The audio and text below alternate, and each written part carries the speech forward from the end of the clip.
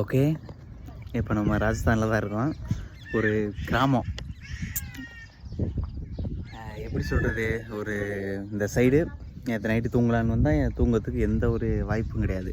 அதாவது ஒரு petrol bulk, தாவா, லொட்டு லோஸ்க்கு எதுவும் கிடையாது. ஊரை பாருங்களே, ஒரு கோயில் ஒன்று இருந்துச்சு, அங்கே போய் கேட்டேன். அவங்களுக்கு நான் பேசுகிறதே புரியலை. கூகுள் ட்ரான்ஸ்லேட்டில் ஹிந்தியை கொடுத்தேன், புரியலை. சரின்னு வந்துட்டு வந்துக்கிட்டு இருந்தேன். ஒரு பசங்க இருந்தானுங்க, அவன்கிட்ட கேட்டேன். அதில் ஒருத்தன் வெளியில் படிப்பான், இருக்குது கொஞ்சம் இங்கிலீஷ் பேசினான், கொஞ்சம் ஹிந்தி அவனுக்கு தெரிஞ்சிச்சு. அதனால் கூகுள் ட்ரான்ஸ்லேட் அதை கொடுத்தேன். அவன் சரி இங்கே தூங்கிக்கலாம் அப்படின்ற மாதிரி இங்கே ஒரு வீட்டுக்கு கூப்பிட்டு வந்தானுங்க. அந்த வீட்டில் தான் போய் இருக்கோம்.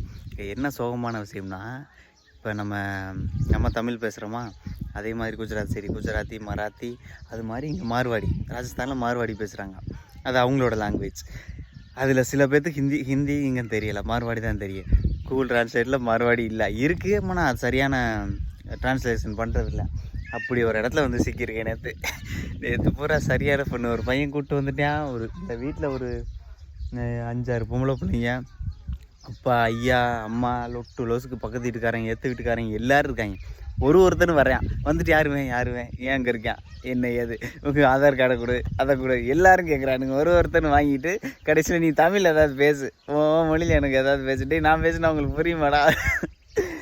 ஐயோ, நேற்று நைட்டு 9:30 முடிய ஒருத்தராக வர்றாங்க. கடைசியில் அப்பா ஒருத்தர் வந்தார், லாரி டிரைவர். பரவாயில்ல, அவர் வெளியூரில் போகிறனால ஓகே நல்லது. அவர் ஒருத்தர் தான், ஒன்றும் பெருசாக ஒன்று சொல்ல. ஓகே தூங்க, காலைல சாப்பிட்டு போ அப்படின்ற மாதிரி சொன்னார். ஒரு வழியாக நேற்று ஒரு போராட்டத்துக்கு அப்புறம் தூங்கியாச்சு. பட்டு கிராமம் அவங்களுக்கு புரியல. ஒருத்தர் திடீர்னு தமிழ்நாட்டிலேருந்து ஒருத்தர் வருவானா, இப்படி இந்த மாதிரி இவங்க நினச்சி கூட பார்த்துருக்க மாட்டாங்க. அதனால் அப்படி இருந்துச்சு. இன்றைக்கி காலையில் எல்லாம் குளிச்சு இப்போ விடிஞ்சோடனே தான் கொஞ்சம் கம்ஃபர்டபுளாக எல்லாம் வந்து பேசினானுங்க. அப்புறம் ஃபோட்டோ கிட்டெல்லாம் காமிச்சோன்னே ஓகே அப்படின்ட்டானே. கடைசியில் இப்போ ஒரு கப்பு கத்தேரி பாதி குடிச்சிட்டேன். தழும்ப கொடுத்தானுங்க. எதுக்கு இவ்வளோ கப்பு கொடுத்துருக்கானுங்கன்னு தெரியல.